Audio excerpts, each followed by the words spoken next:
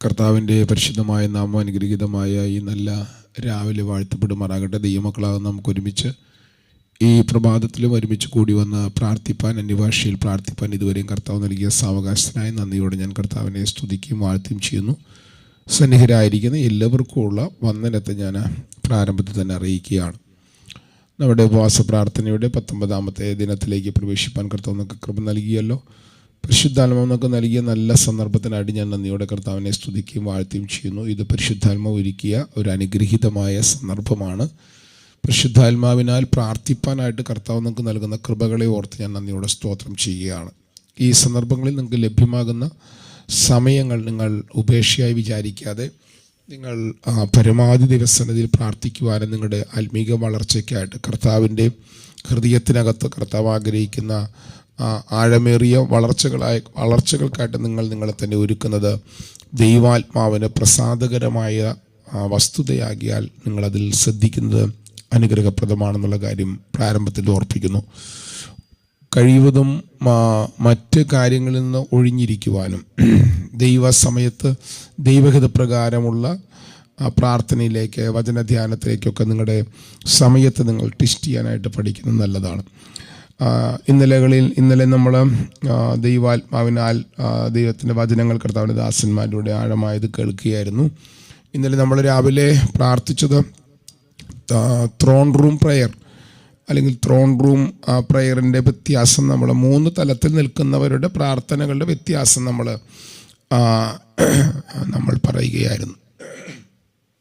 പ്രാർത്ഥനയുടെ 3 തലങ്ങൾ. യെരൂശലേം ദൈവാലയത്തിനകത്ത് ചെല്ലുന്ന വ്യക്തികൾ 3 സ്ഥലങ്ങളിൽ നിന്നുകൊണ്ടാണ് അവർ ദൈവത്തോട് പ്രാർത്ഥിക്കുന്നത്. 1-ാമത്തെ തലം അത് പ്രാകാരമാണെങ്കിൽ, 2-ാമത്തെ തലം വിശുദ്ധ സ്ഥലമാണ്, 3-ാമത്തെ സ്ഥലം അതിവിശുദ്ധ സ്ഥലമാണ്. നിങ്ങളുടെ ആത്മീക വളർച്ചയ്ക്കനുസരിച്ച്, അകത്തെ മനുഷ്യൻ വളരുന്നതനുസരിച്ചാണ് നിങ്ങളുടെ പ്രാർത്ഥനകൾക്ക് മാറ്റം വരുന്നത്. ഞാൻ ഒടുവിൽ പറഞ്ഞു, ഇന്നർ കോർട്ടിൽ പോകുന്നയാളുടെ പ്രാർത്ഥന ദൈവമായിട്ട് സംയോജിക്കാനാണ്, ദൈവമായിട്ട് ലയിക്കാനാണ്.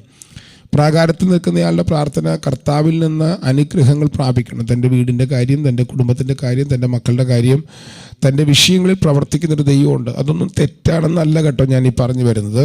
നമ്മെ കർത്താവ് വിളിച്ചിരിക്കുന്നത് പ്രാകാരത്തിൽ നിൽക്കാനല്ല എന്നാണ് നിങ്ങൾ അറിഞ്ഞിരിക്കണം എന്നറിയാൻ വേണ്ടിയാണ് ഞാൻ പ്രാർത്ഥിക്കുന്നത്. കടഭാരമുള്ളവരുണ്ട്, ജപ്തിയുടെ മുമ്പിൽ നിൽക്കുന്നവരുണ്ട്, പല പ്രയാസങ്ങളുടെ മുമ്പിൽ നിൽക്കുന്നവരുണ്ട്. അവരോട് ഞാൻ പ്രാകാരത്തിൽ നിൽക്കുന്നവരാണ് നിങ്ങൾ, അതുകൊണ്ട് നിങ്ങൾ ശരിയല്ലെന്നൊന്നും ഞാൻ പറഞ്ഞത് നിങ്ങൾ പറയരുത്. നിങ്ങൾ പ്രാർത്ഥിക്കണം, ദൈവം നിങ്ങളുടെ വിഷയങ്ങൾക്ക് വേണ്ടി മറുപടി കൽപ്പിക്കും.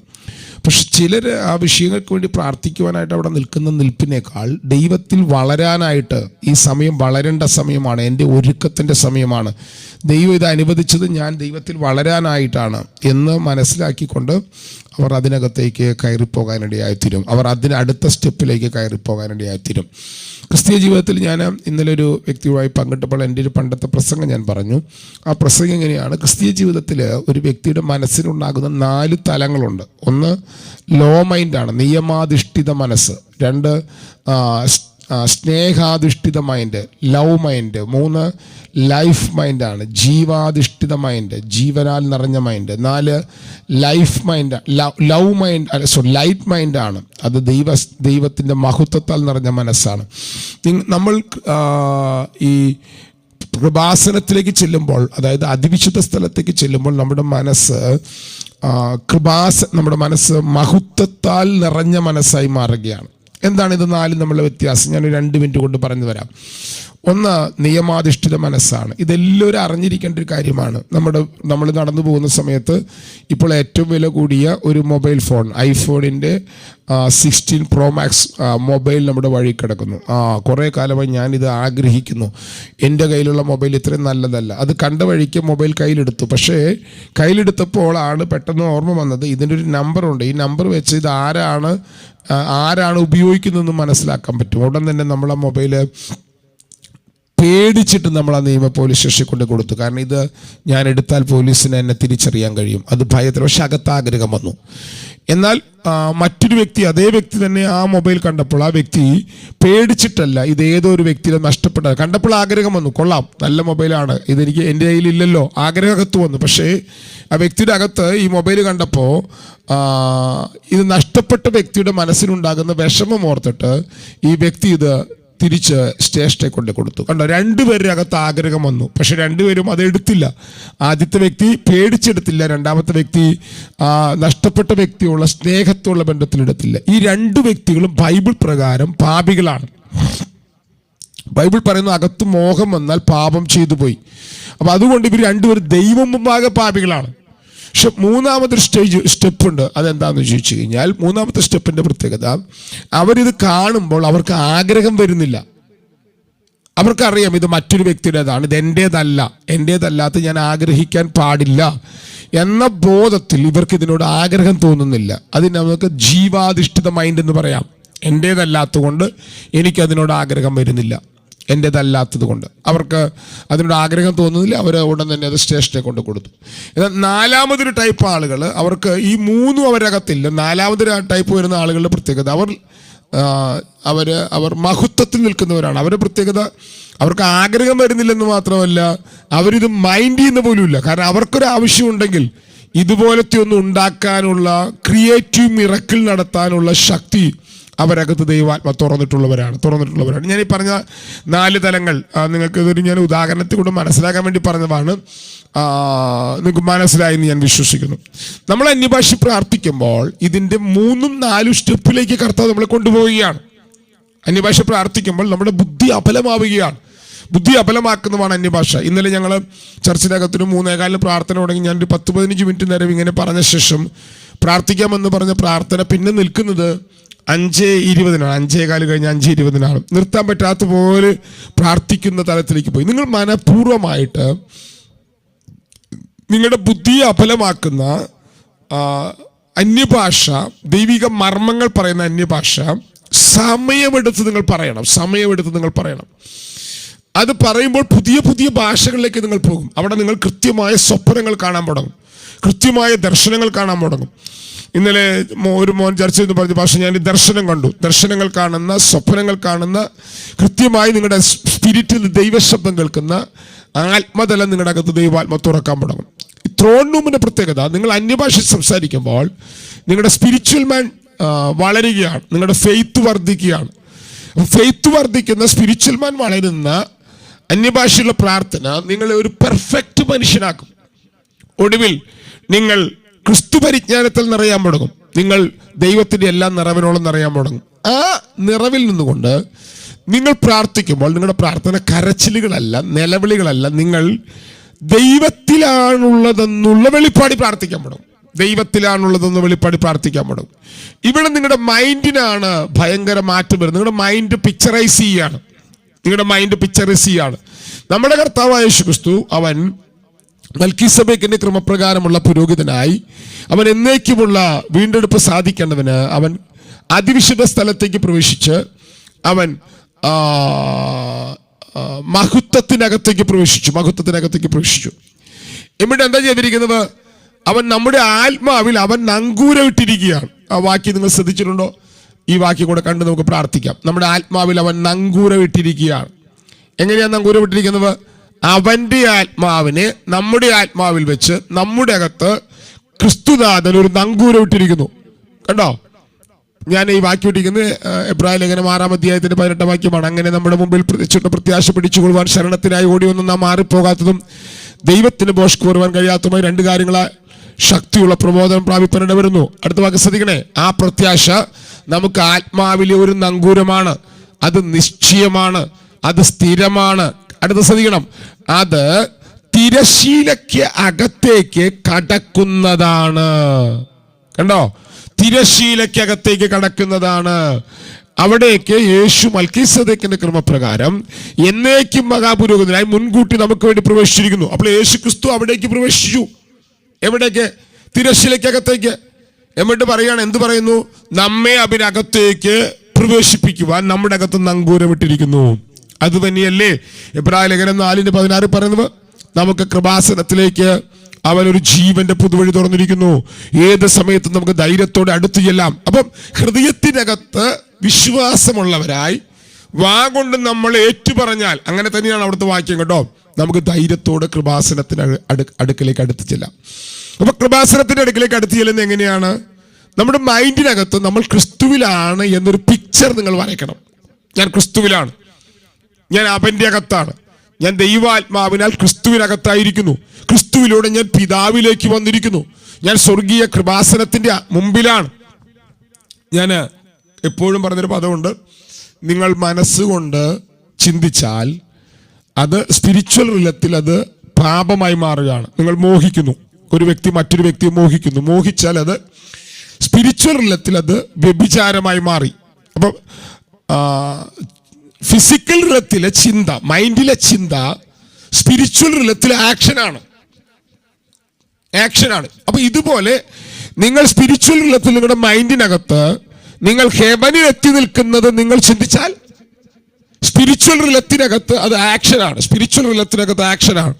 ഇന്ന് രാവിലെ നമുക്ക് ആ ത്രോൺ റൂമിനകത്ത്, സ്വർഗീയ കൃപാസനത്തിനകത്ത് ദൈവം നമ്മെ നിർത്തിയിരിക്കുന്ന, അവനിലൂടെ എത്തിയിരിക്കുന്ന ആ കാഴ്ച ഒന്ന് കണ്ടുകൊണ്ട് പ്രാർത്ഥിക്കാൻ പറ്റുമോ? മനസ്സിനകത്ത് കഴിഞ്ഞ ദിവസം ഞാൻ പിക്ചർ കാണിച്ചിരുന്നു. 1-2-3 മിനിറ്റ് വരെ എല്ലാം മൈക്ക് അൺമ്യൂട്ട് ചെയ്ത് പ്രാർത്ഥിച്ചു നോക്കി. ശബ്ദൽ ഘടകധന അത്തുരാപനാരവ പ്രൗഷപന. അന്യഭാഷയുള്ള പ്രാർത്ഥന അതിനാണ്. അന്യഭാഷയുള്ള പ്രാർത്ഥന നിങ്ങളുടെ ബുദ്ധിയെ അബലമാക്കുന്നതാണ്.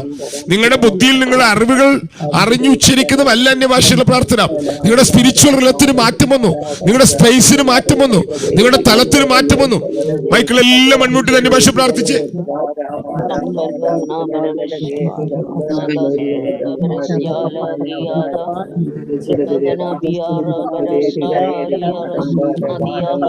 അൽക്കദന റബപ്രൗഷമന ഹംദൽ പ്രൗഢമന ഹദരജനഗദന ഗടഗദന വാദപ്രൗഷമന ഗടഗദനം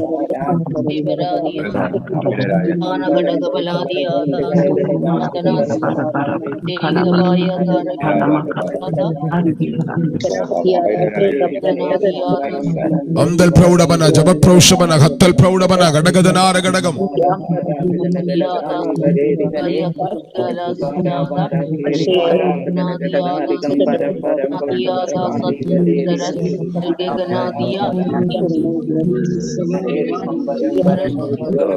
ഷസ്കന ലഭ പ്രൗഢമന ഹംദരാതിര പ്രൗഢമന ഗടഗദന ഹദര ഗടഗദന ആരഗക്ഷ സ്കംഭ പ്രൗഢമന ഗടഗദനം പരിശുദ്ധാത്മാവേ അംദൽ പ്രൗഷമന ഹദര ജനഗദനബന ഹത്തൽ ഗടഗദന ഹത്തൽ പ്രൗഷമന അംദൽ ഗടഗദന വേദ പ്രൗഷസ്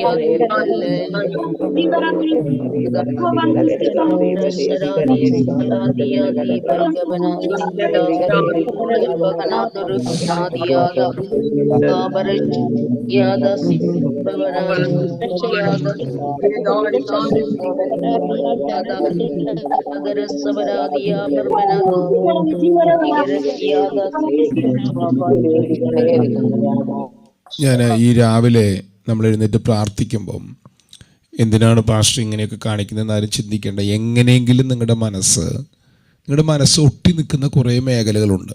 നമ്മുടെ മക്കൾ, നമ്മുടെ ജോലി, നമ്മുടെ ഭർത്താവ്, നമുക്ക് കിട്ടാനുള്ള സാമ്പത്തിക പ്രശ്നങ്ങൾ, കണ്ടമാനം കാര്യങ്ങളിൽ നമ്മുടെ മൈൻഡ് അറ്റാച്ച്ഡാണ്.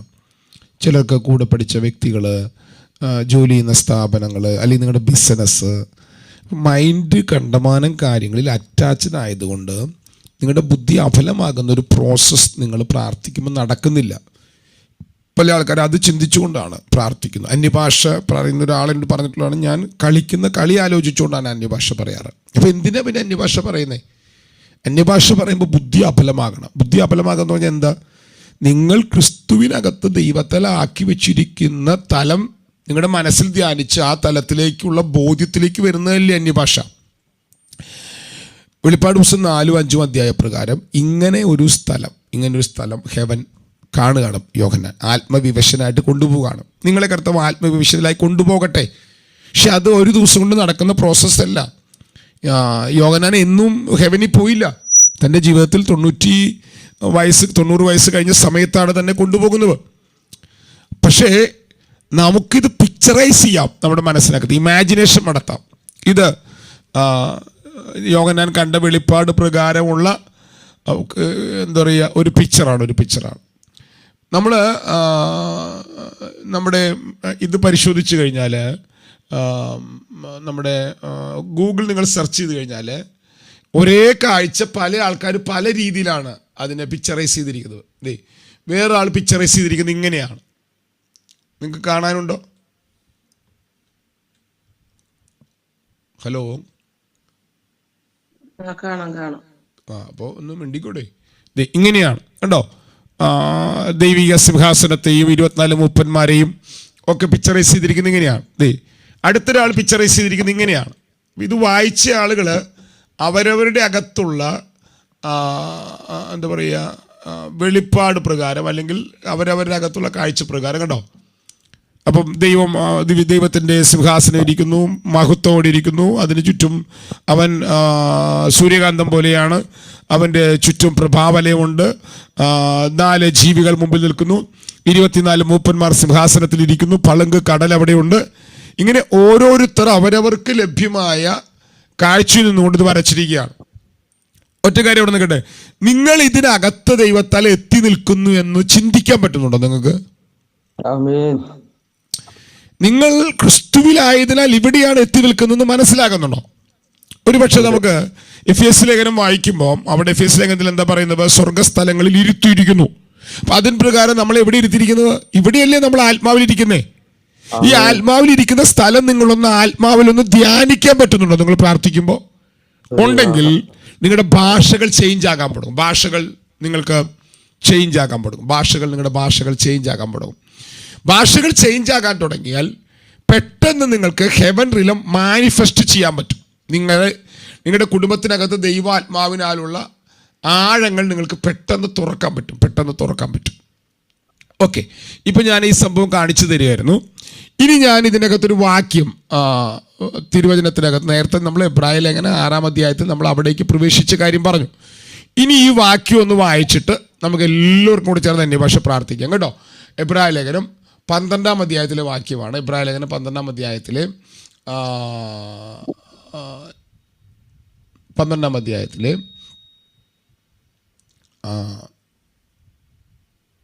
ഈ വാക്യം ഞാൻ വായിച്ചിട്ടില്ലേ?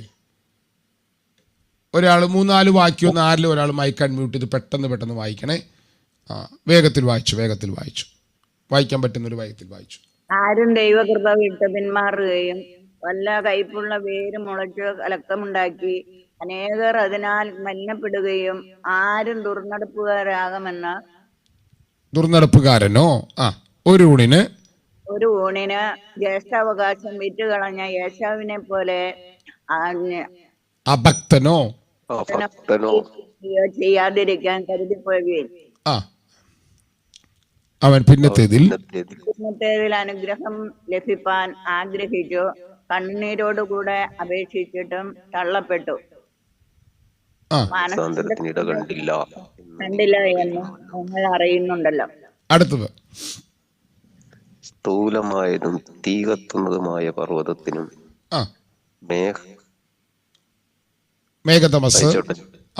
വായിച്ചു കൂരിരുട്ട്, കൊടുങ്കാറ്റ്, കാഹളനാദം, വാക്കുകളുടെ ശബ്ദം എന്നിവയ്ക്കും അടുക്കൽ അല്ലല്ലോ നിങ്ങൾ വന്നിരിക്കുന്നത്.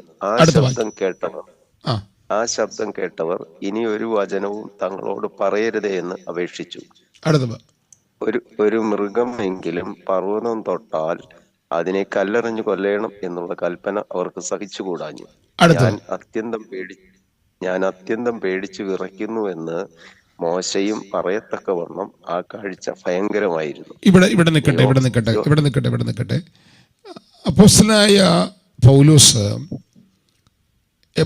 എബ്രായ സഭയിലെ വിശുദ്ധന്മാർ അവർ കടന്നു പോകുന്ന സാഹചര്യങ്ങൾ ദൈവപ്രവൃത്തി വെളിപ്പെടാതെ ആദ്യമൊക്കെ ഇവർ പ്രാർത്ഥിക്കുമ്പോൾ ഭയങ്കര ദൈവിക അനുഗ്രഹങ്ങൾ തുറക്കുമായിരുന്നു. ഭയങ്കര അത്ഭുതങ്ങൾ, അടയാളങ്ങൾ കണ്ടിട്ടാണ് ഇവർ സഭയിൽ വന്നത്.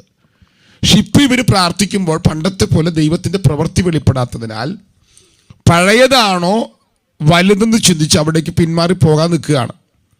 ആ നേരത്തെ അവരെ ഉറപ്പിക്കുകയാണ്, നിങ്ങൾ എന്ത് ചെയ്യരുത്, ഒരു ഊണിന് ജ്യേഷ്ഠാവകാശം വിറ്റുകളഞ്ഞ ഏശാവിനെ പോലെ നിങ്ങൾ അഭക്തന്മാരായി പോകരുത്. നിങ്ങൾ ആരും ദൈവകൃപ വിട്ട് പിന്മാറി കയ്പുള്ള പേര് മുളപ്പിക്കരുത്.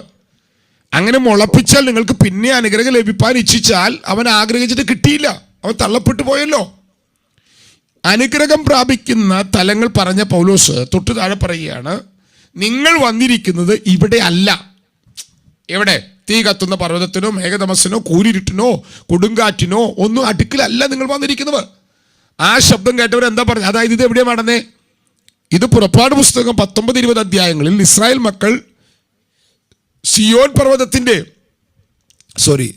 സീനായ് മലയുടെ ചുവട്ടിൽ വന്നപ്പോൾ ഉണ്ടായ കാര്യമല്ലേ പറയുന്നത്. അപ്പൊ പറയുകയാണ്, അവര് പറഞ്ഞു ഇനി ഞങ്ങൾ ഇവിടെ വരണ്ട, ഞങ്ങളോട് ഇനി ഒന്നും പറയണ്ട, പേടിച്ചു പോയി അവര്. ഒരു മൃഗമെങ്കിലും പർവ്വതം തൊട്ടാൽ കല്ലെറിയണമെന്നാണ് അന്നത്തെ കൽപ്പന.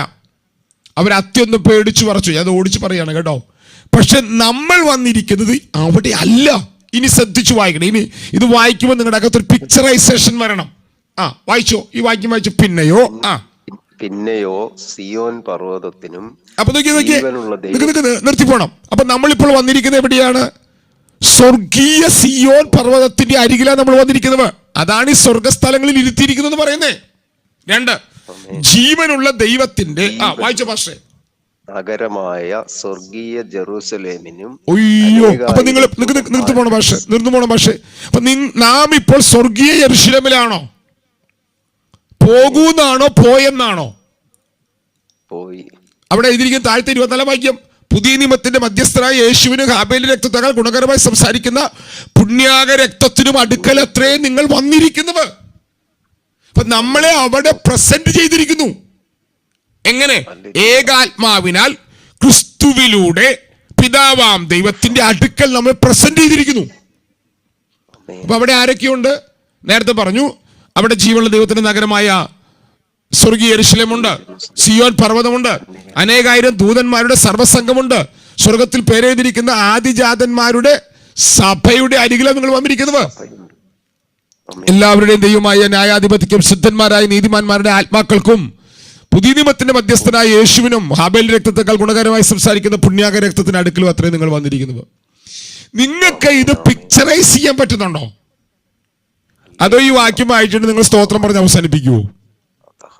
ഒന്ന്, നിങ്ങൾ എവിടെ എത്തി നിൽക്കുന്നു? ഇത് നിങ്ങളുടെ മനസ്സിനകത്ത് വെളിപ്പാടായി അല്ലെങ്കിൽ ബോധ്യമാകുന്ന ഒരു പിക്ചർ ഉണ്ടാക്കി നിങ്ങൾ കണ്ണുകൾ അടച്ച് അവിടെ നിങ്ങൾ എത്തി നിൽക്കുന്നു എന്ന് വെളിപ്പാട് നിങ്ങൾ അന്യഭാഷയിൽ പ്രാർത്ഥിക്കാൻ തുടങ്ങുമ്പോൾ ഓട്ടോമാറ്റിക്കലി സ്പിരിച്വൽ റിലത്തിൽ നിങ്ങൾ അവിടെ എൻ്റർ ആകുകയാണ്. ഞാൻ പറഞ്ഞല്ലോ, ഫിസിക്കൽ റിലത്തിൽ മെറ്റീരിയൽ റിലത്തിൽ ജീവിക്കുന്നത് നമ്മൾ, ഫിസിക്കൽ റിലത്തിൽ ജീവിക്കുന്നത് നമ്മൾ. മൈൻഡിനകത്ത് മോഹിക്കുമ്പോൾ സ്പിരിച്വൽ റിലത്തിനകത്ത് നാം അത് ചെയ്യുന്ന പ്രവൃത്തിയാണ്, പാപമാണ്. മൈൻഡിനകത്ത് നാം ഹെവനിൽ നിൽക്കുന്ന ചിത്രം നമ്മുടെ മൈൻഡ് കൊണ്ട് കാണുമ്പോൾ, മൈൻഡിനകത്ത് നാം ചിന്തിക്കുമ്പോൾ, ആ ചിത്രം നാം വരയ്ക്കുമ്പോൾ, ഹെവനിൽ നാം നിൽക്കുന്ന ബോധ്യം വചനത്തിലൂടെ നമ്മുടെ അകത്ത് വരുമ്പോൾ സ്പിരിച്വൽ റിലത്തിൽ നാം അവിടെ നിൽക്കുകയാണ്. നമ്മൾ നിൽക്കുകയല്ല, നമ്മളെ നിർത്തിയത് ബോധ്യമാവുകയാണ്. എന്നിട്ട് നമുക്ക് പ്രാർത്ഥിക്കാം. ആദ്യം അതൊന്ന് ബോധ്യമാകട്ടെ. പ്രാർത്ഥിക്കാവോ നിങ്ങൾക്ക്? അടുത്തൊരു 5 മിനിറ്റ് ഇത് മാത്രം ധ്യാനിച്ച് പ്രാർത്ഥിക്കാവോ? അടുത്തൊരു 5 മിനിറ്റ് മറ്റൊന്നും ധ്യാനിക്കാതെ ഇത് മാത്രം. നിങ്ങളെ ദൈവാത്മാവ് അതിനകത്ത് നിർത്തിയിരിക്കുകയാണ്. അവന്റെ അകത്താണ് നിങ്ങൾ വന്നിരിക്കുന്നത്. സ്വർഗീയ യെരൂശലേമിലാണ്. ഒന്നൊന്ന് പ്രാർത്ഥിച്ചു നോക്കിയേ. ഇത് കണ്ട് നിങ്ങൾ മനഃപൂർവ്വം അന്യഭാഷ പറയണം കേട്ടോ.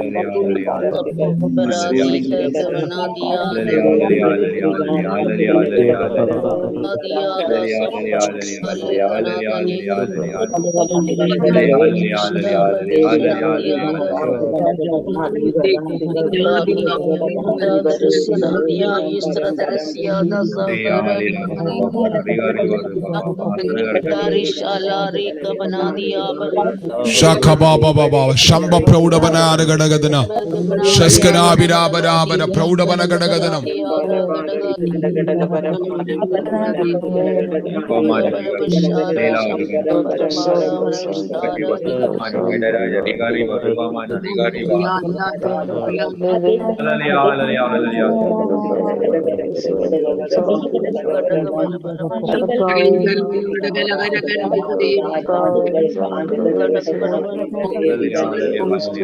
Proshabana Prodabana Gadaganadira Proshabana Gadaganaraga Prodabana Gadaganadara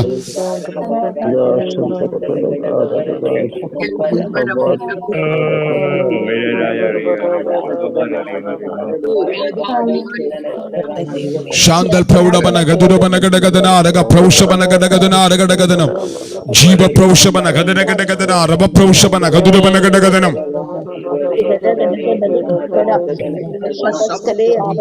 Amdal Praushabana, Raba Praudabana, Jadal Praushabana, Hattal Praudabana, Gadagadaganam, Jeba Rabana Praushas Kanadiradana, Praudabana Gadagadana, Raba Praushabana Gadagadanam.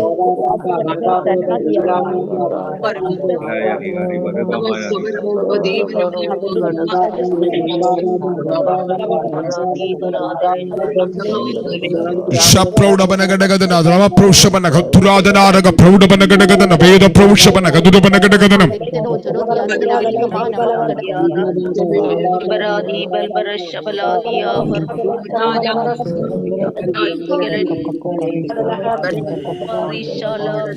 Lamdal Kashas, Kalabina Praudabana, Dina Praushaski, Andal Praudabana, Jabambabani, Praushibil, Laba Praushabana, Hamdara Prauda, Balam Cheretri, Lamdal Korbi, Kaushas Kala, Praudibini, Hamdal Praushabana, Raba Praushabana, Hamdaribini.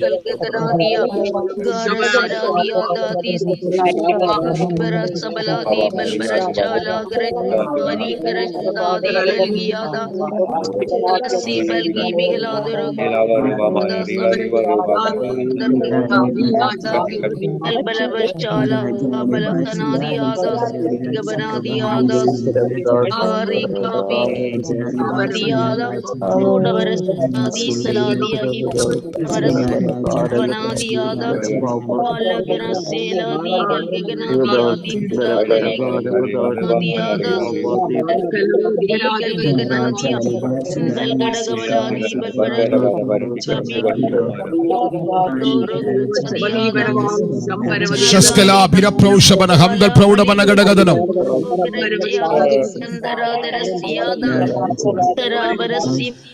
ഞാൻ ഇത് വീണ്ടും വീണ്ടും picturise ചെയ്ത് കാണിക്കാൻ കാരണം നിങ്ങളുടെ മനസ്സിനകത്ത് ഇങ്ങനൊരു സംഭവം പരിശുദ്ധാത്മാവ് നിങ്ങളുടെ ആത്മാവിൽ ചെയ്തിട്ടുണ്ടെന്ന് നിങ്ങളുടെ മനസ്സിനകത്തുനിന്ന് പതിയാൻ വേണ്ടിയിട്ടാണ്. കാരണം കണ്ടമാനം പേരെന്നോട് സംസാരിച്ചപ്പോൾ അവർ പറഞ്ഞിട്ടുള്ള കാര്യം, അവർ ഈ വിഷമങ്ങൾ അവരുടെ അകത്തുള്ള വീട്ടിലെ കാര്യങ്ങൾ, ഭർത്താവിൻ്റെ കാര്യം, ഭാര്യയുടെ കാര്യം, കൊച്ചിൻ്റെ കാര്യം, ഭർത്താവിൻ്റെ കാര്യം എന്നോട് അധികം ആൾക്കാർ പറഞ്ഞിട്ടില്ല കേട്ടോ, മക്കളുടെ കാര്യം, ഫീസിൻ്റെ കാര്യം, പിശാച് തടഞ്ഞു വെച്ചത്, ഇതൊക്കെ കിട്ടാൻ വേണ്ടിയിട്ട് ദൈവത്തോട് ആരും അറിയാതെ സംസാരിക്കുകയാണ് എന്നതാണ് കണ്ടമാന ആളുകളുടെ ചിന്ത.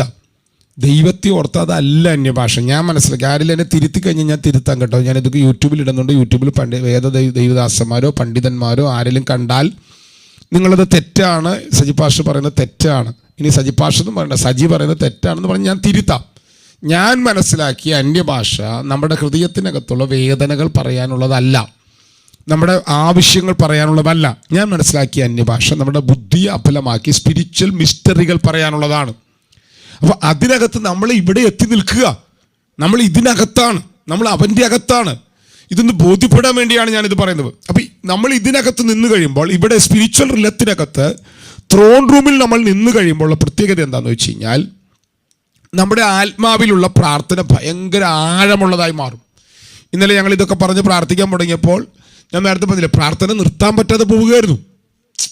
എനിക്ക് നിർത്താൻ ഞാൻ ഇന്നലെ രാവിലെ 5 മണിക്ക് എഴുന്നേറ്റമാണ്, ഫുൾ ഫാസ്റ്റിംഗ് ആണ്, ഉച്ചയ്ക്ക് 1 മിനിറ്റ് കിടന്നിട്ടില്ല, അതുപോലെ അവിടെ പ്രാർത്ഥിക്കുകയാണ്. എനിക്കും കിടക്കണമെന്നില്ലാത്ത രീതിയിൽ പ്രാർത്ഥന മുമ്പോട്ട് പോകുകയായിരുന്നു. അപ്പം അതിന് കാര്യം എന്താണ്? സ്പിരിച്വൽ ഓപ്പണായി, പുതിയ പുതിയ ഭാഷകൾ ഓപ്പണായി. അപ്പം അന്യഭാഷ നിങ്ങൾ പ്രാർത്ഥിക്കുമ്പോൾ നിങ്ങൾ പുതിയ ഭാഷയ്ക്കായിട്ട് ദൈവത്തോട് പ്രാർത്ഥിക്കണം. പുതിയ ഭാഷകൾ നിങ്ങൾ പറയുമ്പോൾ നിങ്ങൾ ഒരു തലത്തിൽ നിന്ന് അടുത്ത റിലത്തിലേക്ക് നിങ്ങൾ എൻ്റർ ആകുകയാണ്. നിങ്ങൾ ഒറ്റയടിക്ക് നിങ്ങളുടെ അകത്തുള്ള മുഴുവൻ മാനസിക തലത്തിൽ നിങ്ങൾ ഹെവൻ റിലത്തിലേക്ക് നിങ്ങൾ ഒറ്റയടിക്ക് പ്രവേശിക്കുന്നില്ല. പതുക്കെ പതുക്കെയാണ് ദൈവം നമ്മളെ കൊണ്ടുപോകുന്നത്. ഓരോ ഭാഷകൾ മാറും തോറും നിങ്ങളുടെ അതോറിറ്റി മാറും. നിങ്ങൾ ഇന്നലെ കണ്ട സ്വപ്നങ്ങളെക്കാൾ കൃത്യമായത് കാണാൻ തുടങ്ങും, ആഴമായത് കാണാൻ തുടങ്ങും. നിങ്ങൾ ശക്തമായത് ദൈവാത്മാവിൽ പിടിച്ചെടുക്കാൻ തുടങ്ങും. എന്നിട്ട് മെച്ചം എന്താണെന്നറിയാമോ? പിന്നെ നിങ്ങളുടെ സ്പിരിച്വൽ വാർഫെയർ എന്ന് പറയുന്നത് നിങ്ങൾ ആത്മാവിൽ പറയുന്ന വചനമാണ്. നിങ്ങളുടെ ആത്മാവിൽ സർവായുധവർഗം ധരിച്ചിരിക്കുന്ന നിങ്ങൾ ഈ റിലത്തിലേക്ക് വന്നാൽ നിങ്ങൾ ഈ വിഷയങ്ങൾക്ക് വേണ്ടി കിടന്ന് മരിച്ചു പ്രാർത്ഥിക്കുന്ന പ്രാർത്ഥനകൾ മാറി നിങ്ങൾ ഇവിടെ നിന്നുകൊണ്ട് ആത്മാവിൽ പറയുന്ന വചനം ഉണ്ടല്ലോ, ആത്മാവിൽ പറയുന്ന വചനം, ആ വചനം ആണ് പിശാചിന്റെ പ്രൊജക്റ്റുകളെ തകർക്കുന്നത്. രക്ഷ എന്ന ശിരസ്ത്രവും ദൈവവചനം എന്ന ആത്മാവിന്റെ വാളും നിങ്ങൾ കൈക്കൊള്ളുക. ദൈവവചനം എന്ന ആത്മാവിന്റെ വാളെടുക്കുക. അപ്പൊ എന്താ ഉണ്ടാകുന്നത്? നിങ്ങൾ സ്പിരിച്വൽ നിലത്തിൽ എൻ്ററായി കഴിഞ്ഞു കഴിഞ്ഞാൽ, നിങ്ങളുടെ മനസ്സുകൊണ്ട് ഫുള്ളായിട്ട് എൻ്ററാകുന്ന ബോധ്യം വന്നു കഴിഞ്ഞാൽ അതുണ്ടാകും. നിങ്ങൾ നിരന്തരം അന്യഭാഷ പറയണം കേട്ടോ. നിങ്ങൾ 6 മണിക്കൂർ വരെയൊക്കെ നിങ്ങൾക്ക് ഒറ്റയിരിപ്പിന് അന്യഭാഷ പറയാൻ പറ്റും കേട്ടോ. ഹലോ, കേൾക്കുന്നുണ്ടല്ലോ അല്ലേ? 6 മണിക്കൂർ ഹെവൻ പോർട്ട് തുറക്കുന്നത് വരെ അന്യഭാഷ പറയാൻ പറ്റും. ഇത് മാത്രം നിങ്ങൾക്ക് ധ്യാനിക്കാൻ പറ്റുമെങ്കിൽ വെളിപ്പാട് 4:5, എബ്രായ ലേഖനം 12-ാം അധ്യായം, യെശയ്യാവിന്റെ പുസ്തകം 6-ാം അധ്യായം, ദാനിയേലിന്റെ പുസ്തകം 7-ാം അധ്യായം. ഞാൻ പറയുന്നത് ചിലപ്പോൾ അങ്ങോട്ടും ഇങ്ങോട്ടൊക്കെ മാറാം. ഹെവന്റെ ചിത്രം നിങ്ങളുടെ അകത്ത് വന്ന് നിങ്ങൾ മണിക്കൂറുകൾ മനഃപൂർവ്വമായിട്ട്, ആദ്യത്തെ സ്റ്റെപ്പ് മനഃപൂർവ്വം പറയണം. മനഃപൂർവ്വം നിങ്ങൾ അന്യഭാഷ പറയാൻ തുടങ്ങിയാൽ നിങ്ങളുടെ ആത്മമനുഷ്യൻ സജീവമാകും, ആത്മമനുഷ്യൻ തുറന്നു വരും, സ്പിരിച്വൽ റിലം ഓപ്പണായി വരാൻ തുടങ്ങും. നിങ്ങൾ ഹെവനകത്തിരിക്കുന്നത് മൈൻഡിനകത്ത് വരാൻ തുടങ്ങും. പിന്നെ നിങ്ങളുടെ മൈൻഡിനകത്ത് നിങ്ങളുടെ ബോഡിയുടെ ചിന്തകൾ, നിങ്ങളുടെ സോളിന്റെ ചിന്തകളെല്ലാം പൊട്ടി നിങ്ങൾ അതിനകത്തങ്ങ് ഇമേഴ്സ് ആകും. ആ സ്റ്റെപ്പിൽ നിന്നുകൊണ്ട് നിങ്ങൾ ആ മേഖലയിൽ നിൽക്കുമ്പോൾ നിങ്ങളുടെ മേൽ ദൈവിക അധികാരം വ്യാപരിക്കും, ഡിവൈൻ അതോറിറ്റി വ്യാപരിക്കും. ആ സമയത്ത് അവിടെ നിന്നുകൊണ്ട് നിങ്ങൾ നിങ്ങളുടെ മക്കളെ അനുഗ്രഹിക്കണം, നിങ്ങളുടെ കുടുംബത്തെ നിങ്ങൾ അനുഗ്രഹിക്കും, നിങ്ങൾ പ്രഖ്യാപിക്കണം. തലമുറകളുടെ മേൽ, എൻ്റെ തലമുറകളുടെ മേൽ അബ്രഹാമിൻ്റെ അനുഗ്രഹമുണ്ട്, ഞാൻ അവരെ അനുഗ്രഹിക്കുകയാണ്. അവിടെ നിങ്ങൾ പറയുന്ന അനുഗ്രഹത്തിൻ്റെ വാക്തത്വത്തിൻ്റെ വാക്യങ്ങൾ നിങ്ങളുടെ ജോലിയെ, നിങ്ങളുടെ ഭാവിയെ, നിങ്ങളുടെ ശുശ്രൂഷയെ, നിങ്ങളുടെ ദൈവവുമായിട്ടുള്ള ബന്ധത്തെ, ഇതിനെല്ലാം നിങ്ങൾ ലഭ്യമാകുന്ന വചനം വെച്ച് അനുഗ്രഹിക്കുമ്പോൾ നിങ്ങളുടെ രാജ്യത്തെ, എങ്ങനെ രാജ്യത്തെ അനുഗ്രഹിക്കുന്നത്? സമുദ്രം വെള്ളം കൊണ്ട് നിറഞ്ഞിരിക്കുന്നത് പോലെ ഭൂമി യഹോവയുടെ മഹത്വം കൊണ്ട് നിറയും, അവന്റെ പരിജ്ഞാനം കൊണ്ട് നിറയും. നിങ്ങളിത് പ്രഖ്യാപിക്കുമ്പോൾ നിങ്ങൾ ദൈവവചനം എന്ന വാളെടുത്ത് പിശാചിന്റെ പദ്ധതികളെയും അവൻ അടക്കി വെച്ചവനെയും വെട്ടുകയാണ്. ഒരു മകൻ പിന്മാറ്റത്തിൽ പോയിരിക്കുന്നു. ആ പിന്മാറ്റത്തിൽ പോയിരുന്ന മകന് വേണ്ടി എങ്ങനെ പ്രാർത്ഥിക്കും? പ്രാകാരത്തിൽ നിൽക്കുന്ന വ്യക്തിയാണെങ്കിൽ ആ വ്യക്തി പ്രാർത്ഥിക്കും, കർത്താവേ അവനെ മടക്കി തരണമേ, അവനെ നീ തിരിച്ചു കൊണ്ടുവരണമേ എന്ന് പ്രാർത്ഥിക്കും. ഒന്നും കൂടെ ക്രിസ്തു കേന്ദ്രീകൃതമായി വളർന്ന വ്യക്തിയാണെങ്കിലോ, വിശുദ്ധ സ്ഥലത്ത് നിൽക്കുന്ന വ്യക്തിയാണെങ്കിലോ അവൻ പ്രാർത്ഥിക്കും, കർത്താവേ നീ അവനെ മടക്കി കൊണ്ടുവരണം, നീ അവനെ ശുശ്രൂഷകനാക്കണമേ, നിന്നെ ശുശ്രൂഷിക്കുന്ന അവനെ കർത്താവിന് കൊടുക്കുക എന്ന ഒരു തലത്തിലേക്ക് കൂടെ അവന്റെ പ്രാർത്ഥന മാറും. നിങ്ങൾ എന്റെ കൂടെ വരുന്നുണ്ടോ? കേൾക്കുന്നുണ്ടോ നിങ്ങൾ? അപ്പൊ ക്രിസ്തു കേന്ദ്രീകൃതമായിട്ട് പ്രാർത്ഥനയിൽ നിങ്ങൾക്കുണ്ടാകുന്ന വളർച്ചയുണ്ട്. എന്നാൽ ഇതൊന്നും തെറ്റാണെന്നല്ല ഞാൻ പറയുന്നത് കേട്ടോ. എന്നാൽ അതിവിശുദ്ധ സ്ഥലത്ത്, അതായത് കൃപാസനത്തിൽ നിൽക്കുന്ന ആ വ്യക്തിയുടെ പ്രാർത്ഥന, അവൻ ആത്മാവിന്റെ വീര്യമുള്ളവനായി, അവൻ ആത്മാവിന്റെ അധികാരമുള്ളവനായി, ദൈവത്താൽ വിളിക്കപ്പെട്ടവൻ ദൈവത്തിന്റെ വേല ചെയ്യും. അതൊക്കെ അതിന്റെ 2ാം ഭാഗമാണ്. അവൻ സ്പിരിച്വൽ അതോറിറ്റി ഉപയോഗിക്കും. നിങ്ങളുടെ തലമുറകളുടെ മേൽ, നിങ്ങളുടെ ഭർത്താവിന്റെ മേൽ, നിങ്ങളുടെ ഭാര്യയുടെ മേൽ നിങ്ങൾക്ക് സ്പിരിച്വൽ അതോറിറ്റി ഉണ്ട്. നിങ്ങളുടെ സഭയിൽ നിങ്ങൾക്ക് സ്പിരിച്വൽ അതോറിറ്റി ഉണ്ട്. നിങ്ങളുടെ പട്ടണത്തിന് മേൽ നിങ്ങൾക്ക് അതോറിറ്റി ഉണ്ട്. സ്പിരിച്വൽ അതോറിറ്റി നിങ്ങളുടെ മേലുണ്ട്. ഞാനത് പറയുമ്പോൾ തന്നെ എൻ്റെ അകത്ത് ഭയങ്കരമായിട്ട് അതോറിറ്റി ഫീൽ ചെയ്യുന്നു. എനിക്ക് സംസാരിക്കാൻ കഴിയാതെ വണ്ണം എൻ്റെ മേൽ അതോറിറ്റി എനിക്ക് ഫീൽ ചെയ്യുന്നു. നിങ്ങളുടെ മേൽ അധികാരമുണ്ട്. ഇത് എല്ലാവർക്കും ഈ തലത്തിലേക്ക് ഒറ്റ നിമിഷം കൊണ്ട് എത്താൻ പറ്റിക്കൊള്ളണമെന്നില്ല. അതുകൊണ്ട് അടുത്ത സമയം നമ്മുടെ മുമ്പിൽ ഓടുകയാണ്. നമ്മളിത് പറഞ്ഞു വരുമ്പോഴത്തേനും സമയമാകുകയാണ്. അടുത്ത 2-3 മിനിറ്റ് നേരം ഒന്നുകൂടെ നിങ്ങൾ അന്യഭാഷ പ്രാർത്ഥിച്ച ശേഷം നിങ്ങളുടെ അകത്ത് ഈ ഒരു റിലം, ഈ ഒരു ബോധ്യത്തിലേക്ക് വന്നെന്ന് തോന്നുന്നെങ്കിൽ എന്തൊക്കെയാണോ നിങ്ങളുടെ വിഷയങ്ങൾ, ആ വിഷയത്തിലേക്ക് നോക്കിക്കൊണ്ട് നിങ്ങൾ ദൈവത്തോട് കരയുന്ന കരച്ചിലല്ല ഇവിടുത്തെ വിഷയം.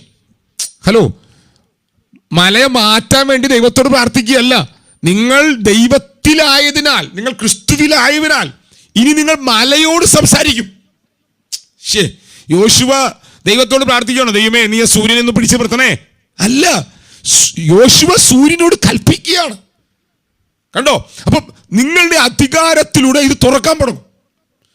നിങ്ങൾ ഈ അതോറിറ്റി തുറക്കുന്നവരായി മാറും. അത് നിങ്ങളുടെ അകത്ത്, ഞാനിത് വീണ്ടും പറയാൻ കാരണം നിങ്ങളെ മുഖാമുഖമായി കാണാത്തത് കൊണ്ട് നിങ്ങൾ എത്ര പേര് ഇതിനകത്ത് ഇമേഴ്സ് ആണെന്ന് എനിക്ക് അറിയില്ല. അതുകൊണ്ട് ഞാനിത് ആവർത്തിച്ച് പറയുന്നത്. ഒന്ന് പ്രാർത്ഥിച്ചോ, ഒന്നുകൂടെ 2-3 മിനിറ്റ് നേരം പ്രാർത്ഥിച്ചിട്ട് നിങ്ങളുടെ വീട്ടിലെ വിഷയം പ്രാർത്ഥിക്കുകയല്ല ചെയ്യാൻ പോകുന്നത്, നിങ്ങൾ അതിലേക്ക് നോക്കി കൽപ്പിക്കാൻ പറ്റും. നോക്കിയേ, ഇത് വെറുതെ കേട്ട് കൽപ്പിക്കരുത്. ഒരു മിനിറ്റ്. ഈ നമുക്ക് പറ്റിയ അബദ്ധം എന്താണെന്ന് വെച്ച് കഴിഞ്ഞാൽ, നമ്മൾ കുറെ ആൾക്കാർ, ഇത് കുറേ ദൈവദാസന്മാർ നമ്മളോട് കൽപ്പിച്ചോ ഇപ്പം നടക്കും എന്ന് പറഞ്ഞ് നമ്മളിത് കൽപ്പിക്കുമ്പോൾ തന്നെ നമുക്കറിയാൻ നടക്കില്ലെന്ന്. ഇങ്ങനത്തെ ഒരു മൈൻഡ് സെറ്റിലേക്ക് പോയി. ഞങ്ങൾ എത്ര കൽപ്പിച്ചിട്ടുള്ള പാസ്റ്ററെ, ഞങ്ങളോട് കൽപ്പിക്കാൻ പറഞ്ഞ നമ്മൾ കൽപ്പിക്കുമ്പോൾ നടക്കുന്നത് ബുദ്ധിയുടെ തലത്തിൽ നിൽക്കുമ്പോഴല്ല, നമ്മൾ പ്രാകാരത്തിൽ നിൽക്കുമ്പോഴല്ല ഇത് നടക്കുന്നത്.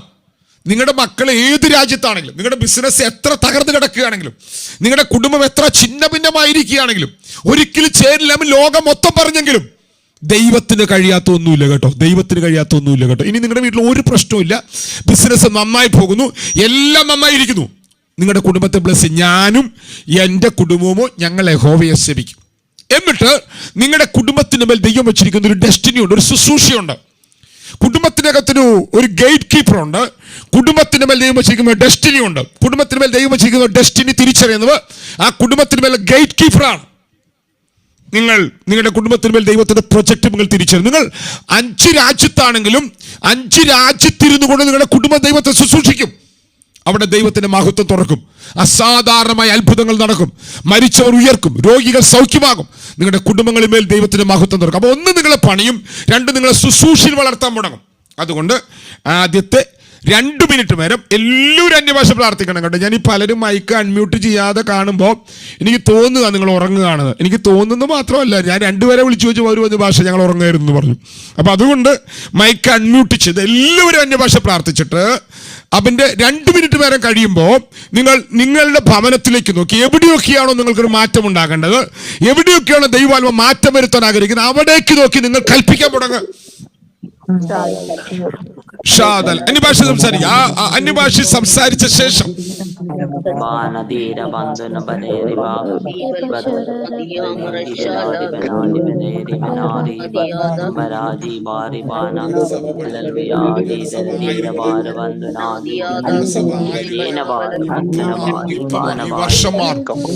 ഈ വർഷം കാര്യങ്ങൾ തിരിയും. ഈ വർഷം കാര്യങ്ങൾ തിരിയുന്ന വർഷമാണ്. ഈ വർഷം മഹത്വം തുറക്കുന്ന വർഷമാണ്. ഈ വർഷം മഹത്വം മാനിഫെസ്റ്റ് ചെയ്യുന്ന വർഷമാണ്. ഈ വർഷം ഡിവൈൻ അധികാരം തുറക്കുന്ന വർഷമാണ്. ഈ പ്രാർത്ഥനാ മുറിയിൽ മഹത്വം ഇറങ്ങുന്ന വർഷമാണ്. ഇപ്പോൾ ആ മഹത്വം ഇറങ്ങട്ടെ. ഇപ്പോൾ ആ ദൈവത്തിന്റെ ഗ്ലോറി ഈ കുടുംബങ്ങളിൽ ഇറങ്ങട്ടെ. അങ്ങനെ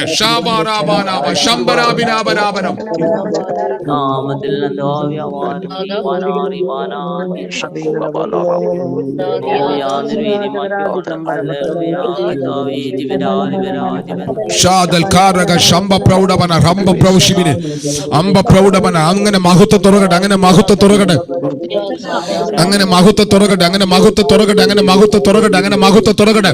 ഷാബല മഹത്വത്തിന്റെ തലത്തിലേക്ക്, സ്വർഗീയ സ്ഥലങ്ങളിലേക്ക്.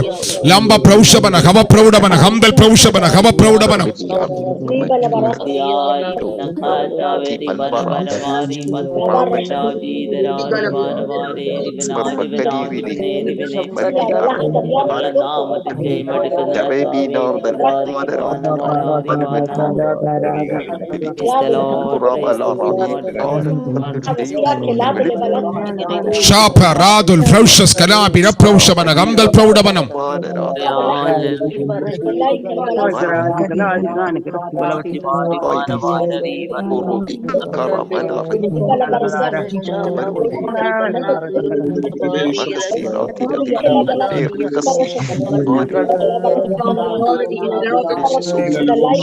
തുടപക്ഷ പ്രൗഢപനം ചില കട്ടലഘട്ട പ്രൗഢപനം ചില വദന പ്രൗഷപനം ധലഘട്ട പ്രൗഢപനം ചില ഭക്ഷപനം തല ഭക്ഷപനം തലഘട്ട പ്രൗഢപനം ജലഭക്ഷ പ്രൗഢപനം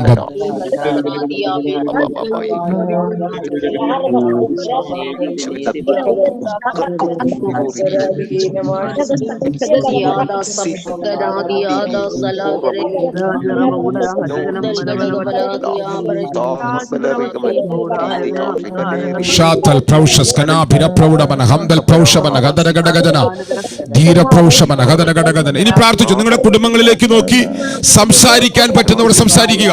നിങ്ങളുടെ ഭാവിയിലേക്ക് നോക്കി സംസാരിക്കാൻ പറ്റുന്നവർ സംസാരിക്കുക. ഇനി നിങ്ങൾ ദൈവത്തോട് പ്രാർത്ഥിക്കുകയല്ല, ഈ ഡിവൈൻ അതോറിറ്റിയിൽ നിന്നുകൊണ്ട് നിങ്ങളുടെ തലമുറകളിലേക്ക് നോക്കി, നിങ്ങളുടെ ജോലിയിലേക്ക് നോക്കി, നിങ്ങളുടെ ഭാവിയിലേക്ക് നോക്കി, ദൈവത്തിന്റെ വചനം നൽകിയ അധികാരത്തിൽ നിന്നുകൊണ്ട് സ്പിരിച്വൽ ഇലത്തിലുള്ള അധികാരം അതോറിറ്റിയിൽ നിന്നുകൂടെ സംസാരിക്കുക. പട്ടണത്തിലേക്ക് നോക്കി സംസാരിക്കുക, ദേശത്തിലേക്ക് നോക്കി സംസാരിക്കുക.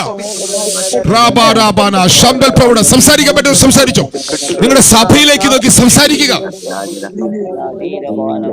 ഞാൻ എന്റെ സഭയെ പണിയും, പാതാള ഗോപുരങ്ങൾ അവനെ ജയിക്കില്ലെന്ന് പറഞ്ഞ കർത്താവ് നിങ്ങളുടെ സഭകളെ പണിയട്ടെ. നിങ്ങളുടെ സഭകൾ ആയിരങ്ങൾ പതിനായിരങ്ങളാകട്ടെ. കൃപകൾ കൃപാവരങ്ങൾ നിറയട്ടെ, വരങ്ങളാൽ നിറയട്ടെ.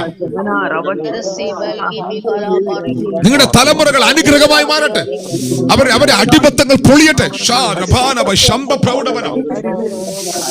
പണിയപ്പെടട്ടെ, പണിയപ്പെടട്ടെ, പണിയപ്പെടട്ടെ. ഓരോ കുടുംബവും അനുഗ്രഹമാകട്ടെ, ഓരോ കുടുംബവും അനുഗ്രഹമാകട്ടെ, ഓരോ കുടുംബവും അനുഗ്രഹമാകട്ടെ, ഓരോ കുടുംബവും അനുഗ്രഹമാകട്ടെ.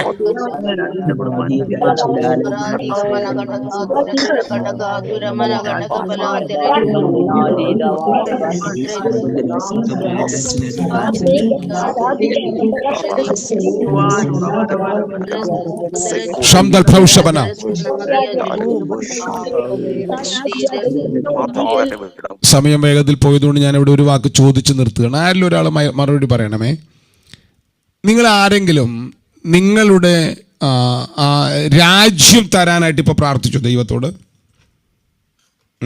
നിങ്ങൾ ആരെങ്കിലും കർത്താവ് ഇപ്പം ഇന്ത്യയിലിരുന്ന് പ്രാർത്ഥിച്ചു, കർത്താവ് ഈ രാജ്യം ഞങ്ങൾക്ക് തരണമേ എന്ന് പറഞ്ഞ് പ്രാർത്ഥിച്ചോ? ഈ രാജ്യം ഞങ്ങളുടെ അവകാശമാണെന്ന് പറഞ്ഞ് പ്രാർത്ഥിച്ചു ആരിലും? ഇപ്പം ദേശത്തിന് വേണ്ടി പ്രാർത്ഥിച്ചു.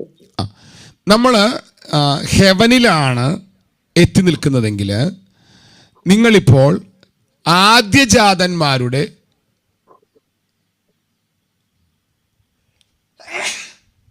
സോറി ആദ്യജാതൻ, നിങ്ങൾ ഇതും കൂടി ഒന്ന് അറിഞ്ഞിരുന്നേ കേട്ടോ.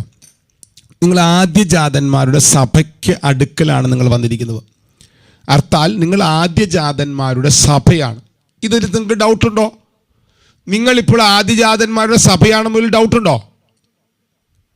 കർത്താവേ, ആരും മിണ്ടില്ല. നിങ്ങളാണോ? നിങ്ങൾ ആദ്യജാതന്മാരാണോ? നിങ്ങൾ പുത്രന്മാരാണോ? നിങ്ങൾ പുത്രന്മാരുടെ സഭയാണോ? അങ്ങനെയാണെങ്കിൽ നമ്മുടെ അവകാശമാണ്, ജാതികൾ നമ്മുടെ അവകാശമാണ്, ഭൂമിയുടെ അറ്റങ്ങൾ നമ്മുടെ കൈവശമാണ്. നിങ്ങൾ ആരാ? നിങ്ങൾ പുത്രന്മാരാണ്. കണ്ടോ? അപ്പൊ ഈ ഹെവൻ വെളിപ്പാട് നിങ്ങളുടെ അകത്ത് നിങ്ങൾ ഹെവൻ റിലത്തിലാണെന്നുള്ള ബോധ്യം വന്നാൽ നിങ്ങളുടെ ചോദ്യം മാറും, നിങ്ങളുടെ കൽപ്പന മാറും, ചോദ്യം മാറും. ഇത് ദൈവത്തോട് ചോദിക്കാനാണ് പറഞ്ഞിരിക്കുന്നത്. അപ്പൊ ദൈവത്തോട് ചോദിക്കുന്ന ചോദ്യമുണ്ട്, നമുക്ക് ആർക്കും ചോദിക്കാം. ഇത് വെറുതെ ഇങ്ങനെ ഈ ഓളം വെട്ടി ചോദിക്കുന്നവരുണ്ട്. ഞാൻ അവരെ കാര്യമല്ല പറഞ്ഞത്. നിങ്ങൾ വന്നിരിക്കുന്നത് ഹെവനിലാണ്. ആദ്യജാതന്റെ പ്രത്യേകത, അവൻ ഇരട്ടി പങ്കിന് യോഗ്യനാണ്, അവകാശിയാണ്. നിങ്ങളുടെ അവകാശം തിരിച്ചറിഞ്ഞ് നിങ്ങൾ ദൈവത്തോട് ചോദിക്കാൻ തുടങ്ങും. അപ്പൊ എത്ര മഹത്വമാണ്! നിങ്ങൾ ഹെവൻ റിലത്തെ കുറിച്ച് നിങ്ങൾ തിരിച്ചറിഞ്ഞാൽ, ത്രോൺ റൂമിനെ കുറിച്ച് നിങ്ങൾ തിരിച്ചറിഞ്ഞാൽ, എൻ്റെ അവകാശമാണിത്, എൻ്റെ അവകാശമാണിത്. രാജ്യങ്ങൾ, ജാതികൾ എൻ്റെ അവകാശമാണ്. ഇപ്പം ഇത്രയും നിങ്ങളുടെ അകത്ത് കിടക്കട്ടെ. നിങ്ങൾക്ക് നമ്മൾ ഈ 1 മണിക്കൂർ സമയത്തിന് എനിക്ക് തോന്നുന്നു ഒരു 10-20 മിനിറ്റ് 25 മിനിറ്റ് എങ്കിലും ഞാൻ സംസാരിക്കുന്നുണ്ടെന്ന് തോന്നുന്നു. കഴിയുമെങ്കിൽ നിങ്ങളൊരു 15 മിനിറ്റ് നേരമെങ്കിലും ഈ വചനങ്ങൾ ധ്യാനിച്ച് നിങ്ങൾക്കൊരു സ്പെഷ്യൽ പ്രെയർ റൂം ഉണ്ടാകണം. ആ പ്രെയർ റൂമിനകത്ത് നിങ്ങൾ 15 മിനിറ്റ്, ഞാൻ ഏറ്റവും കുറച്ച് പറയുന്നതാണ് കേട്ടോ. 1 മണിക്കൂർ നിങ്ങളിവിടെ വരുന്നത് കൊണ്ടാണ് ഞാൻ 15 മിനിറ്റ് എന്ന് പറയുന്നത്. പറ്റുമെങ്കിൽ 1/2 മണിക്കൂർ നേരം മറ്റൊന്നും ചിന്തിക്കാതെ ഇത് മാത്രം ധ്യാനിച്ചുകൊണ്ട് ഒരു 1/2 മണിക്കൂർ നേരം പറ്റുമെങ്കിൽ നിങ്ങൾ അന്യഭാഷ പറയണം കേട്ടോ. എൻ്റെ ഒരു അഭ്യർത്ഥന, കണ്ണടച്ച് കാറി യാത്ര ചെയ്യുമ്പോൾ അന്യഭാഷ പറയരുത്. നിങ്ങളുടെ മുറിയിൽ ഒരു സ്പെഷ്യൽ റൂം ഉണ്ടാക്കണം. ഒരു സ്പെഷ്യൽ റൂം, നിങ്ങളൊരു സ്പെഷ്യൽ സ്ഥലം നിങ്ങൾ അതിന് വേണ്ടി കണ്ടെത്തിയാൽ നന്നായിരുന്നു. അല്ലെങ്കിൽ ദൈവം പ്രാർത്ഥന കേൾക്കില്ലെന്നൊന്നും ഞാൻ പറഞ്ഞില്ല. ആ മുറിക്കകത്ത് ഡിവൈൻ എൻകൗണ്ടറും അടക്കാൻ തുടങ്ങും. ഡിവൈൻ എൻകൗണ്ടറും അടക്കാൻ തുടങ്ങും. ഹെവൻ അവിടെ ഇറങ്ങി വരും. നിങ്ങൾ ഹെവനിൽ നിൽക്കുന്ന ചിത്രം കണ്ടുകൊണ്ട് നിങ്ങൾ പ്രാർത്ഥിക്കാൻ തുടങ്ങുമ്പോൾ ഈ ഹെവൻ നിങ്ങളുടെ മുറിക്കകത്ത് നിങ്ങൾക്ക് അനുഭവിക്കാൻ കഴിയും. എന്തോരം അനുഭവങ്ങൾ ഫിസിക്കൽ റിലത്തിലും നമ്മുടെ ഫിസിക്കൽ ചർച്ചിനകത്തും ഓൺലൈനകത്തും കർത്താവ് തുറന്നിരിക്കുന്നു. ഇത് എൻകൗണ്ടറുകൾ തുറക്കുന്ന ഒരു സീസണായി മാറട്ടെ എന്ന് ഞാൻ പ്രാർത്ഥിക്കുന്നു. അതിന് നിങ്ങൾ ചെയ്യേണ്ട കാര്യം, ഒരു വരുന്ന ദൈവദാസന്മാർക്കായി എല്ലാവർക്കായി സ്തോത്രം. പക്ഷെ ദൈവദാസന്മാരല്ല കേട്ടോ ഹെവൻ പോർട്ട് തുറക്കുന്നത്. നിങ്ങൾക്ക് തെറ്റിദ്ധരിക്കരുത്. നിങ്ങളുടെ മനസ്സിനകത്ത് ഇവരെല്ലാം പറയുന്ന വചനങ്ങളാൽ ഉണ്ടാകുന്ന രൂപീകരണം, മാറ്റം, വെളിപ്പാട്, നിങ്ങളുടെ മനസ്സിനകത്ത് വരുന്ന അനുരൂപതയാണ് നിങ്ങളുടെ ഫെയ്ത്തിനെ വർദ്ധിപ്പിക്കുകയും നിങ്ങൾ ആ തലത്തെ ധ്യാനിപ്പാൻ നിങ്ങൾക്ക് ബലം നൽകുന്നവ. ആ ധ്യാനത്തിലുള്ള നിങ്ങളുടെ പ്രാർത്ഥനയിലാണ് കർത്താവ് ഇത് തുറക്കുന്നത്. ഇത്രയും പറഞ്ഞ് അവിടെ നിർത്തുന്നു. നമുക്കൊരുമിച്ച് പ്രാർത്ഥിക്കാം. നല്ലവനും വിശ്വസ്തനുമായ ഞങ്ങളുടെ സ്വർഗീയ പിതാവേ, ഈ 2025 അനുഗ്രഹീത വർഷത്തിലെ ഏപ്രിൽ മാസം 4-ാം മാസമായ ഏപ്രിൽ മാസത്തിലെ 15ാമത്തെ ദിവസം ഞങ്ങൾ തിരുവസന്നിധിയിലേക്ക് അടുത്ത് വരികയാണ്. ഞങ്ങളുടെ ഉപവാസത്തിൻ്റെ 19ാമത്തെ പകലിലേക്ക് ഞങ്ങളെ കൊണ്ടുവന്നല്ലോ കർത്താവേ. കഴിഞ്ഞ ദിവസം ഞങ്ങൾ ഹൃദ്യമായി സംസാരിച്ചല്ലോ. ഞങ്ങൾ ഇന്ന് രാവിലെ ഇത്രയും പേർ ഒരുമിച്ച് വന്ന് പ്രാർത്ഥിക്കുകയായിരുന്നല്ലോ കർത്താവ്. ഞങ്ങൾ പല കാര്യങ്ങൾ തിരുവചനത്തിനകത്ത് സത്യങ്ങൾ ഞങ്ങൾ കണ്ടു. ഇത് ഞങ്ങളുടെ മക്കളുടെ മനസ്സിനകത്ത് നിറഞ്ഞു വെക്കട്ടെ. ജോലിക്ക് പോകുമ്പോഴും ഞങ്ങൾ സ്പിരിറ്റിൽ ഹെവനിലാണ്. ഒന്നിനെക്കുറിച്ച് വ്യാകുലപ്പെടേണ്ട. എന്നെ ശക്തനാക്കുന്നതിന് മുഖാന്തരം സകലതിനെയും അഭിമുഖീകരിപ്പാൻ എനിക്ക് കരുത്തുണ്ട് എന്ന ബോധ്യം ഇവരകത്ത് നിറഞ്ഞു നിൽക്കട്ടെ കർത്താവ്. ഈ വെളിപ്പാട് ഇവരകത്ത് വരുമ്പോൾ ഇവരെ ജോലി മേഖലകൾ ഇവരുടെ മുമ്പിൽ ഈസിയായി മാറുമല്ലോ കർത്താവ്. ഇവരെ വേദനിപ്പിക്കുന്നത് എന്താണ്, ഇവരെ തളർത്തുന്നത് എന്താണ്, ഇവരെ വിഷമിപ്പിക്കുന്നത് എന്താണ്, ആ തലങ്ങളെ മുഴുവൻ പരിശുദ്ധാത്മാവ് ജീവനാൽ പൊട്ടിച്ച് ഇവരെ ആത്മതലത്തിൽ പുറത്തു കൊണ്ടുവരേണ്ടവനായി ഞാൻ ഇവർക്ക് വേണ്ടി പ്രാർത്ഥിക്കുന്നു. ഇവരുടെ മുറികളിൽ കർത്താവ് ഒരു പ്രാർത്ഥന മേഖല ഇവർക്ക് തുറന്നു കൊടുക്കണമേ. പ്രാർത്ഥനയുടെ സ്പിരിറ്റ് ഇവരകത്ത് തുറന്നു കൊടുക്കണമേ. എപ്പോഴും പ്രാർത്ഥിക്കുന്ന തലം, എപ്പോഴും കർത്താവോട് ചേർന്നിരിക്കുന്ന ഒരു തലം, കർത്താവിനെ വേണ്ടി ഭയങ്കരമായി വാഞ്ചിക്കുന്ന ഒരു തലം, സ്പിരിറ്റിനാൽ പിടിക്കപ്പെട്ടവരായി പൗലോസ് പറഞ്ഞതുപോലെ ഞാൻ ആത്മാവിനാൽ ബന്ധിക്കപ്പെട്ടവനായി എന്ന് പൗലോസ് പറയുന്നത് പോലെ ഞങ്ങൾ അങ്ങനെ ആത്മാവിനാൽ പിടിക്കപ്പെട്ടവരായി പ്രാർത്ഥനാ മുറിയിൽ ശക്തിയോടെ ഞങ്ങളുടെ സന്നിധിയിൽ അങ്ങേക്ക് വേണ്ടി കാത്തിരിക്കുന്നവരായി ആത്മതലത്തിലെ അനുഭവങ്ങൾ തുറന്നു വരുന്ന അനുഭവിക്കുന്നവരായി ഇവരെല്ലാം കർത്താവ് രൂപപ്പെടുത്തണമേ. അനുഗ്രഹീതമായ സ്വപ്നങ്ങൾ ഇനിയും അല്പനേരം കിടക്കുന്നവരുണ്ടായിരിക്കും. കർത്താവ് ഇതുവരെ കാണിക്കാത്ത കാഴ്ചകൾ അവരെ കാണിക്കണമേ. അവരെ കണ്ണുകൾ തുറക്കണമേ അപ്പ. ഹെവൻ റിലങ്ങൾ തുറന്നു കാണിച്ചു കൊടുക്കണമേ കർത്താവ്. ആത്മാവിൽ ആത്മാവ് ഇവരെ ശരീരം വിട്ട് സഞ്ചരിക്കുന്ന അനുഭവങ്ങൾ തുറക്കട്ടെ അപ്പ. സ്പിരിച്വൽ റിലം ഓപ്പൺ ആകട്ടെ അപ്പ. ഞാൻ ഇവരെ കുടുംബങ്ങളെ അനുഗ്രഹിച്ച് പ്രാർത്ഥിക്കുന്നു. മക്കളെ, ഇവരുടെ ഭർത്താവ്, ഭാര്യ, കുഞ്ഞുങ്ങൾ, മാതാപിതാക്കൾ, ഇവരെ സഭ ശുശ്രൂഷകന്മാർ, അവരുടെ സഭ ശുശ്രൂഷ എല്ലാം ഞാൻ അനുഗ്രഹിച്ച് പ്രാർത്ഥിക്കുന്നു. മഹത്വം കുഞ്ഞാടിൻ്റെ പ്രാർത്ഥന ഘടനായ സ്തോത്രം യേശുക്രിസ്തുവിൻ്റെ നാമത്തിൽ തന്നെ. ആമേൻ, ആമേൻ, ആമേൻ. നമ്മുടെ കർത്താവായ യേശുക്രിസ്തുവിൻ്റെ കൃപയും പിതാവായ ദൈവത്തിൻ്റെ സ്നേഹവും ആശ്വസിപ്പിച്ച് വഴിമടത്തുന്ന പരിശുദ്ധാത്മാവായ ദൈവത്തിൻ്റെ സഹവാസവും കൂട്ടായ്മയും കാവലും പ്രാർത്ഥിച്ച സകല പ്രാർത്ഥനാ വിഷയങ്ങളോടും ഭൂലോകത്തുള്ള സകല വിശുദ്ധന്മാരോടും നമ്മൾ ഓരോരുത്തരും എന്നും എന്നേക്കും നമ്മുടെ കർത്താവ് യേശുക്രിസ്തുവിൻ്റെ 2ാം വരവ് ഇരിക്കുമാറാകട്ടെ. ആമേൻ, ആമേൻ, ആമേൻ. ഷലോം.